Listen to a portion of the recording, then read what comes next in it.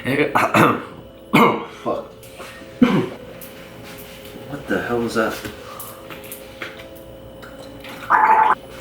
Oh. Hey guys, so a few people asked me how to get started into product management, into PM, and it's always kind of like ambiguous. It's a pretty new field. Product management is a new thing. It's not relatively super new, but it is something new that a lot of people don't know how to approach it. And product management comes in a lot of various ways. So there are a lot of people from computer science backgrounds, a lot of people also from business and MBA backgrounds, and there's also a lot of designers who transition to product management. It kind of touches upon everything. So like, for example, a lot of Google PMs, they have MBAs, MBAs, I don't know why I said that weird. And then there's a lot of like Lyft and Uber PMs who have very traditional CS degrees. And like Facebook also has CS MBAs, and also designers who became PMs as well.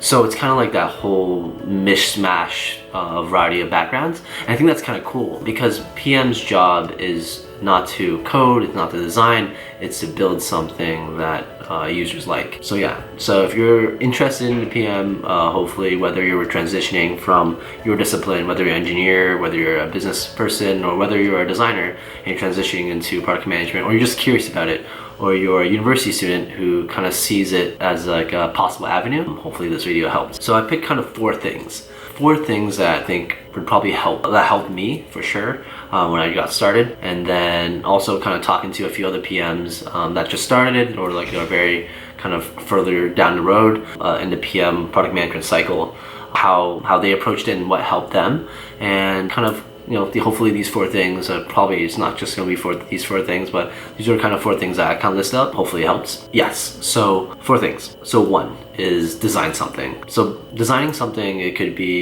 mean a lot of things. Designing something doesn't necessarily mean you have to take out Photoshop and start like painting, or I don't know if you paint on Photoshop, but yeah, it just means that you want to train your mind how to think for the user and how to think about UX, like user experience. I think that's pretty important. So when you design something, it could be like pick an existing app and see what's wrong with it, and rather than just say this button's weird or that experience is kind of shitty, take that experience and maybe draw it out and be like how you would do it and why you would do it. Another thing is like a lot of us have ideas like, oh, this would be like Uber for X, or oh, maybe like this could be like Google for this, or I don't know, like whatever ideas you have, and rather just kind of pitching it or kind of just building it right off the bat, you could design it, right? Go on to get a piece of paper, draw it out if you don't have the fancy designing tools. I think that's pretty cool. But there's also like, I remember when I first started designing,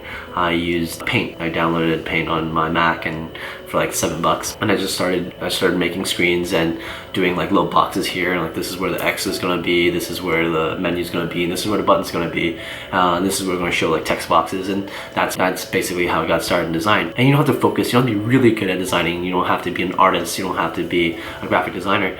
You just have to focus on like understanding like what works and what doesn't, and how and why you did the things you did, and why you put a certain focus on like this experience rather than that one. And because if you're really good at designing and you really like designing, then you'd be a product designer, which is totally cool. But if you want to be a product manager, that's probably not something that you want to put too much time and energy on. But just knowing like how to do it is very, very essential. So design something.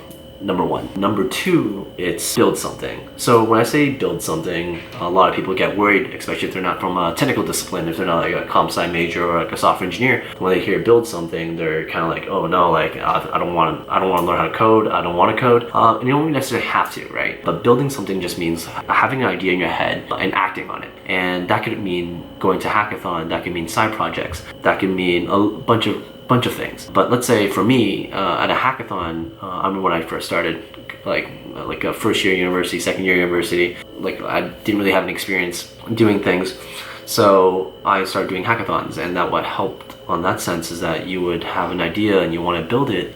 You would just go to this one place, and 24 hours, 36 hours, and you just kind of focus, and then something in the end hopefully would come out of it. And the cool thing is, if you want to be a PM, your strengths are probably, you want to kind of garner is like the strategy aspect, the pitching aspect, and the designing aspect of things. So in the beginning, I would try to do front end stuff, I'll code a bit, but where I really lied my passion is like the designing aspect of things and the pitching aspect of things. So when you go to hackathon, you don't necessarily have to learn how to code, you just have to, work with somebody, maybe pick a friend who's a software engineer or a comp sci major who actually like building it and are capable of building it, and then you work together and you focus on your strengths. The cool thing about building a product is that it's not one person builds it all, right? So you know your strengths. If your strength is in designing, your strength in strategizing, your strength is in pitching, then you pick someone who complements that. In that sense, then you pick a really good software engineer, a really good programmer, and then you kind of mesh that into and actually execute. I think those are pretty important.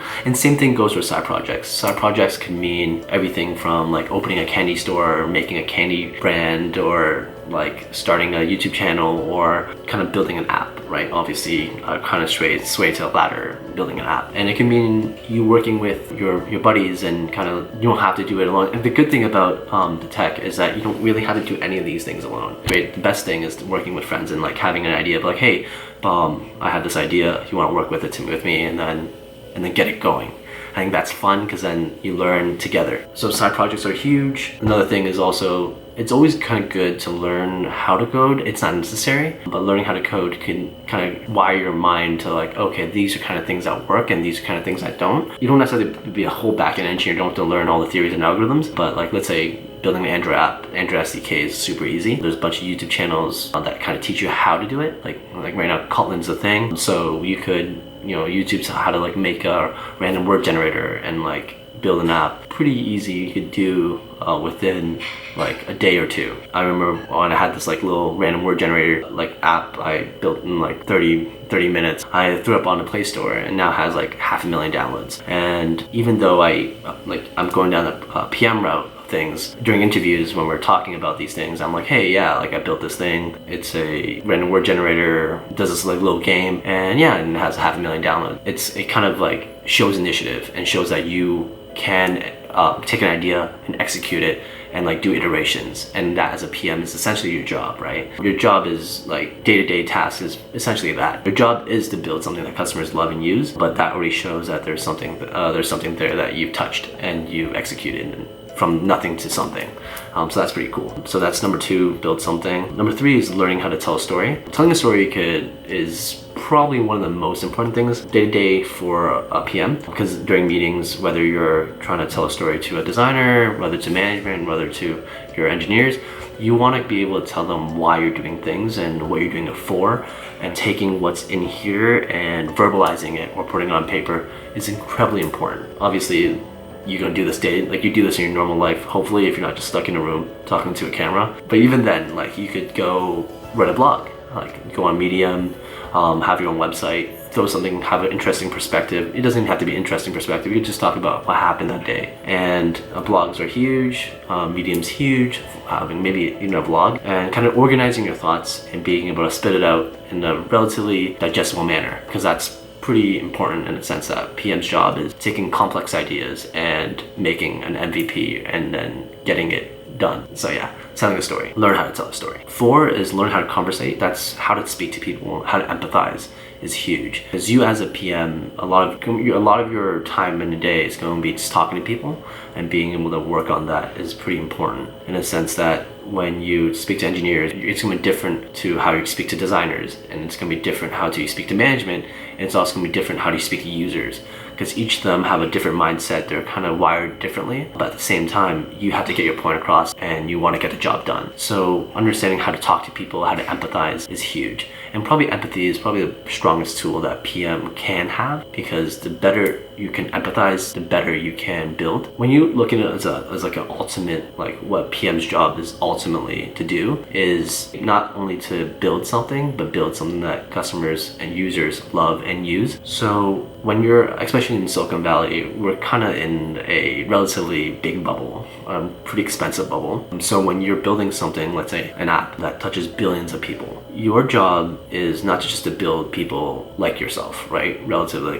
how you live, how you are, and how you think, and how you kind of go through life. But you're building for people who are in a different demographic, different geographic, different perspectives, different lifestyles. The better you can empathize with those personas, those people, those users is a pretty important thing to build something great, or like kind of to the masses, right? So I think that's pretty much the most important thing that I would say when interviewers ask, or people ask, like, what's the most important thing a PM should know is how to empathize.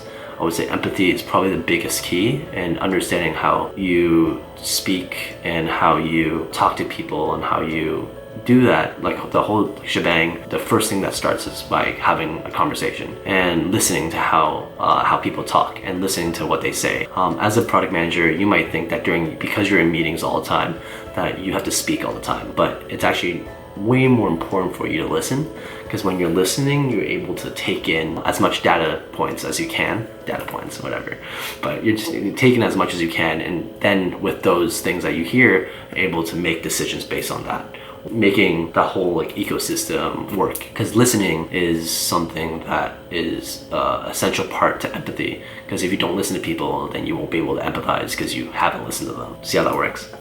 Clever. But yeah, so learning how to speak and learning how to empathize would be oh, I got a burp. Okay, so learning how to speak to people, like conversate and empathizing would probably be my number 4. Not probably, is my number 4. But yeah, overall, like, you could look at product manager as a intersection between engineering, business, and designers. But more importantly, like I said before, product managers are not just people who kind of build together and build things. Product managers are there to ship things that people love and people will use, and that's your main job. So if you follow those 4 things, hopefully you get started in a good foot. Designing, learning how to design something. Number 2, building something. Number 3, learning how to tell a story. Number 4, learning how to conversate and empathize. I think those are 4 things that I would recommend to anyone, even existing PMs, start doing. And if you're just starting, it's gonna be hard. As long as you get these 4 things down, I think you're gonna be on a pretty good path. Hopefully that helps. See you guys later.